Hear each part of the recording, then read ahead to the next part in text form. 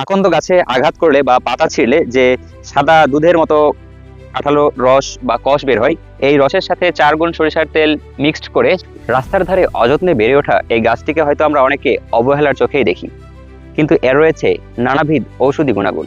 প্রিয় দর্শক, আসসালামু আলাইকুম। আমার হাতের ডান পাশে যে গাছটি দেখতে পাচ্ছেন, এটি হচ্ছে আকন্দ গাছ। সনাতন ধর্মে এ ফুল অত্যন্ত পবিত্র। বলা হয়ে থাকে নীলকণ্ঠ মহাদেবের অত্যন্ত প্রিয় ছিল এই আকন্দ ফুল। রাজকীয় গঠনের জন্য একে বলা হয় ক্রাউন ফ্লাওয়ার। তবে শুধু ভক্তিই নয়, আয়ুর্বেদ শাস্ত্রে একে বলা হয় মহৌষধি। এর হচ্ছে মূল, ছাল, পাতা, ফুল এবং কষে রয়েছে নানাবিধ ঔষধি গুণাগুণ। হাড়ের ব্যথায় বা পুরনো বাতের ব্যথায় এর পাতার শেক জাদুর মতো কাজ করে। আকন্দ গাছে আঘাত করলে বা পাতা ছিঁড়লে যে সাদা দুধের মতো আঠালো রস বা কষ বের হয়, এই রসের সাথে 4 গুণ সরিষার তেল মিক্সড করে সেটি গরম করে সেই গরম তেলের সাথে কাঁচা হলুদের রস মিক্সড করে খোসপাঁচড়ায় লাগালে সেই খোসপাঁচড়া দ্রুত নিরাময় হয়।